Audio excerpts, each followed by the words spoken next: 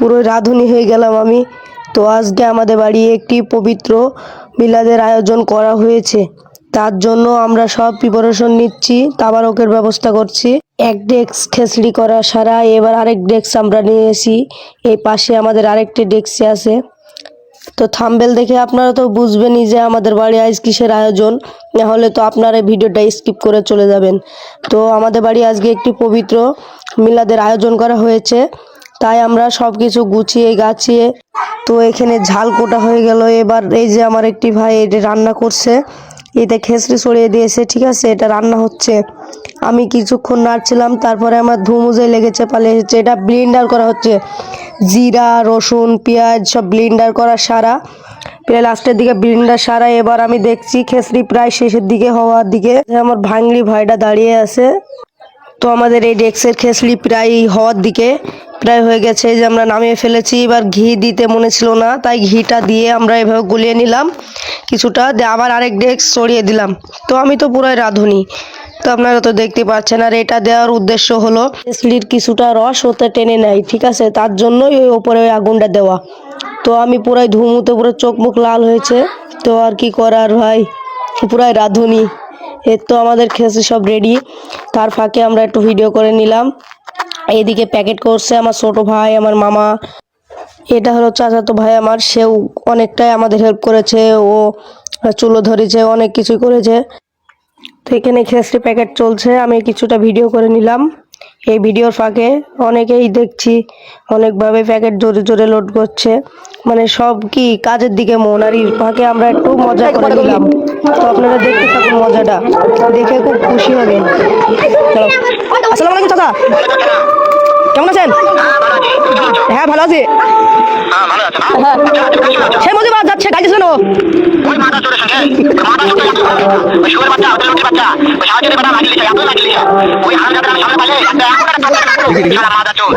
তুই কাকে গাইছিস গাই? হ্যাঁ আছে। তুই গাইছিস কাকে? বেদপি চিনিস আমাকে? বেদপি চিনিস আমাকে? গাইল তুই যাচ্ছিস সারা বেটা, তোর কবার খাবি তো সারা বেটা, তুই গাইল যাচ্ছিস কাকে? সালার বেটা তুই গাইল দিছিস কাকে? তুই সালার বেটা, তোর কবার খাবি তো। তো প্র্যাঙ্কটা আপনাদের কাছে কেমন লাগলো বলবেন ভিডিওতে। তো আমরা প্র্যাঙ্ক করার পরে এবার আমরা খেসরিগুলো খাচ্ছি, দেখেন সেই মজা ভাই। পুরো মধ্যে একটি গজল হয়ে গেল, আর এই গজলটা গাচ্ছে আমার একটি ভাগ্নে, খুবই সুন্দর গলা, হেভি করে গজলটা গাছ। আর ভাবতে ভাবতে আমাদের হুজুর চলে এসে মিলাদ শুরু করে দিল। এই যে দেখুন আপনারা, আপনার হুজুর তো অনেকে চিনে থাকবেন, এত পরিমাণে সুন্দর সুন্দর কথা বলে কোরআনে, ঠিক আছে, মানে সেই যারা হুজুরের কথাগুলো শুনবেন তারা স্কিপ করবেন না, আর যারা শুনবেন না তারা স্কিপ করে চলে যান, সমস্যা নাই।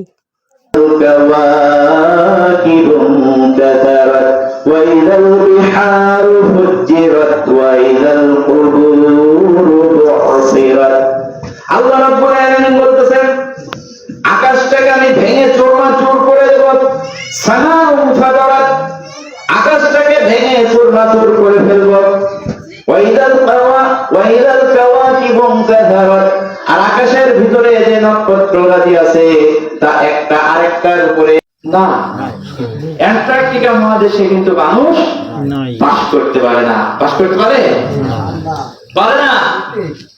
অ্যান্টার্কটিকা মহাদেশে মানুষের মতনই একটা জীব বাস করে, তার নাম কি? পেঙ্গুইন। হ্যাঁ, এই যে বাচ্চারা বেশি বলতে পারে, ভালো ওরা পড়াশোনায় যে ঢাকা বিশ্ববিদ্যালয়ে সব মাদ্রাসা ব্যাকগ্রাউন্ড। বলুন সুবহানাল্লাহ। এর পিছনে আলাদা একটা রহস্য আছে। মাদ্রাসার ছেলেমেয়েদের বসে থাকার কোনো সুযোগ নেই, তাদেরকে পড়তেই হবে, জানতেই হবে।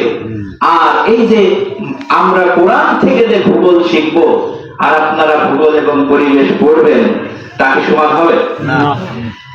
আমি বলি, এই যে অক্ষাংশ দ্রাঘিমাংশ এগুলো আপনারা বুঝবেন না। এরকম আপডেট ভিডিও পেতে আমার পেজটি ফলো করে আমার সাথে থাকবেন। আপনাদের সকল সময় সাপোর্ট করবো, কোনো সমস্যা নাই।